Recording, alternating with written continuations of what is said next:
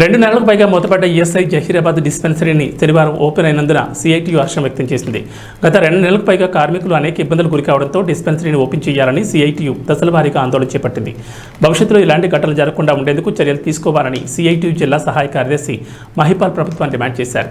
Dispensary open అయిన సందర్భంగా CITU నాయకులు డిస్పెన్సరీని సందర్శించి అధికారులకు కృతజ్ఞతలు తెలిపారు.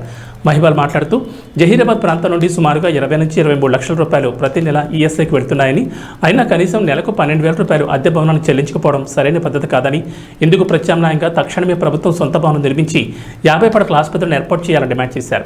ఈ కార్యక్రమంలో సిఐటియు నాయకులు గణేష్, నరేష్, సందీప్ రెడ్డి, ఇస్మాయిల్, శ్రీధర్, మహేష్ తదితరులు పాల్గొన్నారు.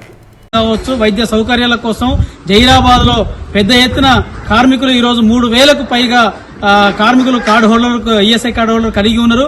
వీళ్ళందరి సౌకర్యం కోసం జహీరాబాద్ లో 50 పడకల ఈఎస్ఐ సొంత భవనం నిర్మించాలని చెప్పి సిఐటి డిమాండ్ చేస్తా ఉంది. ఈ రకంగా రెంట్ బిల్డింగ్ లో ఉండడం మూలకంగా, రెంట్ కట్టకపోవడం మూలకంగా 2 నెలల నుంచి కార్మికులు పెద్ద ఎత్తున ఇబ్బందులు గురయ్యారు. ఈ రకమైనటువంటి ఇబ్బందులు భవిష్యత్తులో కాకుండా ఉండడం కోసం, మెరుగైన వైద్యం కోసం ఈఎస్ఐ హాస్పిటల్ నిర్మించాలి అని చెప్పేసి సిఐటిగా మేము డిమాండ్ చేస్తున్నాం. దీనికోసం దశల వారీగా భవిష్యత్తులో కూడా ఆందోళన కార్యక్రమాలు చేస్తాం. ఈఎస్ఐ హాస్పిటల్ ఏర్పడే హైదరాబాద్ లో ఉన్నటువంటి ఈఎస్ఐ డిస్పెన్సరీ గత 2 నెలల 13 రోజుల నుంచి రెంట్ కట్టలేదనే పేరుతోటి బంద్ అయింది.